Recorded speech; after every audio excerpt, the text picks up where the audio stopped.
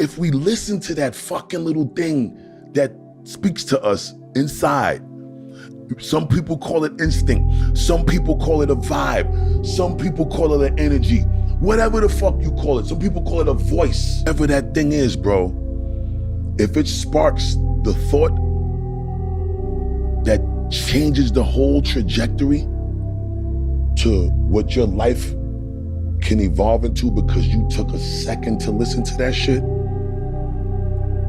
you are identifying with your blessing, you are identifying with your gift, and at that point, you learn what the fuck it is and become one with it and walk in your purpose, bro. It's an unwavering faith.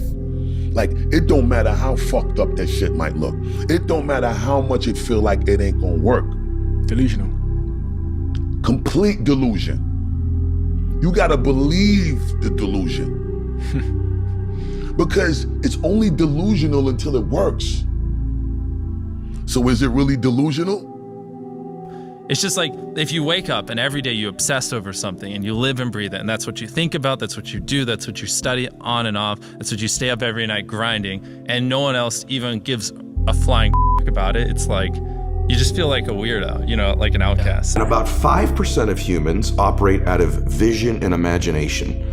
So the reason we're so much happier, I believe, when we're children is we have no history and memory. So we operate out of imagination and dreams and vision.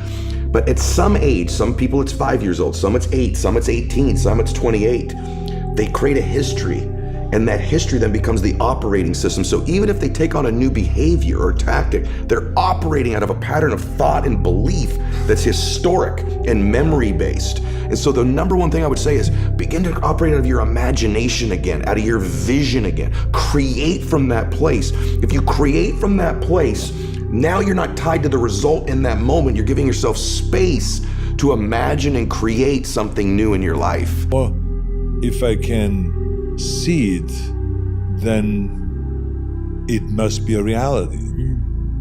And I can make it a reality. So for me, the vision became a reality. So it was only then a matter of following through with the work to get there. And this is why in the book, one of the things I talk about is work your ass off. Because every single time when I had a vision about anything, I had to work my ass off. But it was pleasure. See, that is the great thing. When you go to work and you know exactly why you're working, then it becomes fun. Continuing to march on ahead towards your dream and never losing sight of that. I think that's definitely for sure the most difficult thing is keeping your goal and your eyes set on that and not being distracted, not giving up. I think the easiest thing in life is to give up on whatever you're focused on or whatever you're hopeful for. The hardest thing is to continue to keep going, but we have to continue to hold on. And I would imagine for so many people out there, that is probably the most difficult thing. It's a battle. So being okay with understanding that I'm going to lose and win in this battle, and this battle is not over until the day I'm in the ground. Because you're not gonna get it right. No.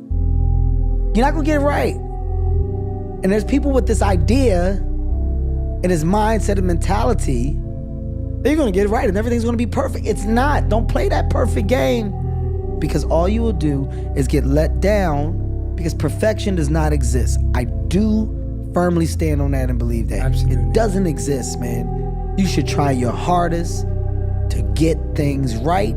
In moments where you got them wrong, figure out how to never get them wrong again. That's the world of compromise. That's the world of growth. That's the world of evolvement.